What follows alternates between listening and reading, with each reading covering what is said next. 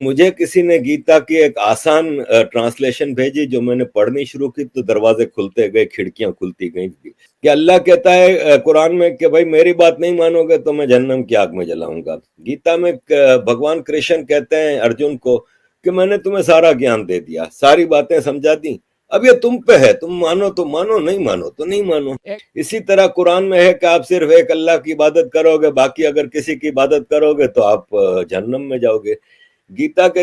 کہیں آپ کو کنفائن نہیں کرتی کہ آپ صرف کرشن جی کی پوجا کرو گے یا آپ گنپتی جی سوسائٹی ہے وہ تو ریلیجن سر آپ کو پتہ ہے پہلے ہم بھی ہندو ہوا کرتے تھے۔ دیکھیں یہ تو ہندو مذہب بہت پرانا ہے، یہ بات آپ مانتے ہیں؟ میں یہ بات مانتا ہوں کہ کلیئر الفاظ میں کہا ہے کہ عورت ہے نا وہ مرد کی غلام ہے، اور مرد جس وقت جیسی بھی حالت ہو عورت کی وہ بلائے تو عورت اس کو اوبے کرے، جبکہ ہندو دھرم میں دیویاں ہیں عورتیں۔ تو یہ سارے جوابات مجھے گیتا سے ملنے لگے، اور پھر مجھے ایک خوبصورت دھرم سے انٹروڈکشن ہوا، اور بیسک سوال یہ تھا میرے ذہن میں کہ اللہ نے سب کو پیدا کیا ہے، اور اللہ بہت ہی رحیم ہے، کریم ہے، بہت ہی کائنڈ ہے۔ تو پھر میں یہ سوچتا تھا کہ پھر ایک کائنڈ ہے وہ کہتا ہے کہ جو کلمہ نہیں پڑھتا اس کو میں جہنم کی آگ میں جلاؤں گا۔ تو میں سوچتا تھا کہ یار میرے بچے ہیں، اگر اس میں سے ایک بچہ میری بات نہیں مانتا تو کیا میں اس کو آگ میں جلا سکتا ہوں؟ تو جب میں ایک انسان نہیں کر سکتا تو وہ رحیم و کریم کیسے یہ کر سکتا ہے؟ تو مجھے گیتا میں اس کا جواب یہ ملا کہ اللہ کہتا ہے قرآن میں کہ بھائی میری بات نہیں مانو گے تو میں جہنم کی آگ میں جلاؤں گا۔ گیتا میں بھگوان کرشن کہتے ہیں ارجن کو کہ میں نے تمہیں سارا گیان دے دیا، ساری باتیں سمجھا دی، اب یہ تم پہ ہے، تم مانو تو مانو، نہیں مانو تو نہیں مانو۔ اسی طرح قرآن میں ہے کہ آپ صرف ایک اللہ کی عبادت کرو گے، باقی اگر کسی کی عبادت کرو گے تو آپ جہنم میں جاؤ گے۔ گیتا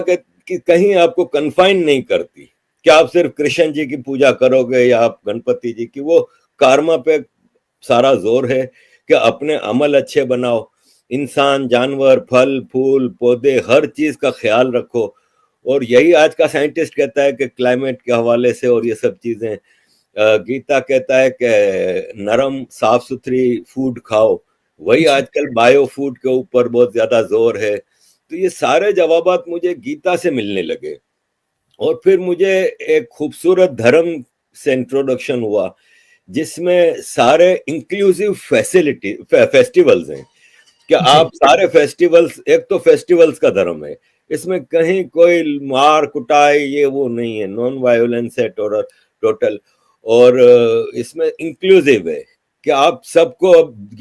دیوالی کی برفی کھلائیں، آپ سب کے ساتھ مل کے ہولی منائیں، دیوالی منائیں۔ نمسکار دوستو، جے ہند۔ جیسا کہ آپ جانتے ہیں کہ بھاگوت گیتا ایک ایسا گرنتھ ہے جو کیول دھرم کے بارے میں ہی نہیں بتاتا بلکہ جیون کیسے جینا چاہیے اس کے بارے میں بھی گیان دیتا ہے۔ وہیں بھگوت گیتا میں بتایا گیا ہے کہ آپ کسی بھی دیوی دیوتا کو مان سکتے ہیں، وہیں دوسری طرف مسلمانوں کے قرآن میں بتایا گیا ہے کہ سب کچھ اللہ ہی ہے، اس کے سوا کوئی پوجا یوگیہ نہیں ہے۔ اس پر پاکستان کے مسلمانوں نے کیا کہا، چلیے دیکھتے ہیں۔ مسلمان کہتا ہے نہیں صرف ہمارے فیسٹیول مناؤ، باقی فیسٹیول منانا حرام ہے۔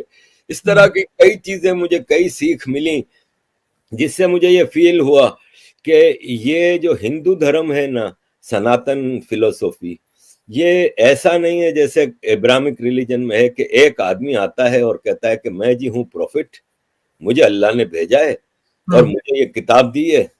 اور یہ آسمان سے اتری ہے اور یہ رولز آف لائف ہیں، یہ آپ نے ہر حالت میں فالو کرنے اور تلوار کے زور پہ۔ جبکہ سناتن 50,000 سال کے ایولیوشن سے بنا ہے،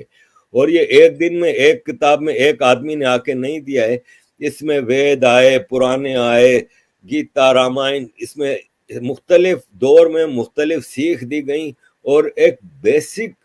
آئیڈیولوجیکل فیض ڈیولپ ہوا جس میں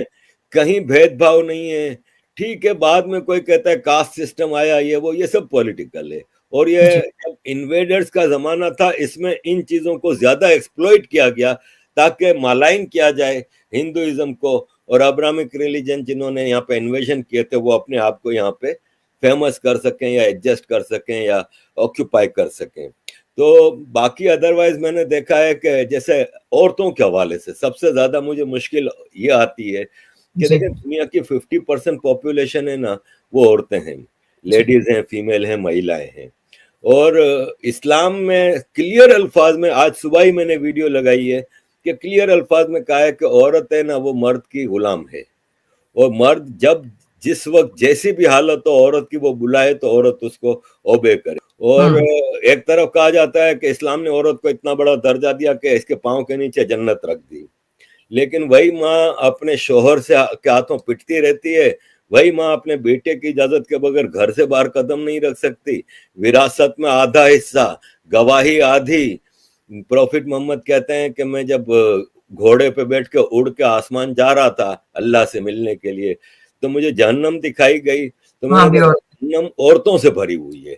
ایک عورت نے سوال کیا کہ یا رسول اللہ ایسا کیوں تھا, تو بولے اس لیے کہ وہ اپنے شوہر کی بات نہیں مانتی, یعنی غلامی کرو تو تم لوگ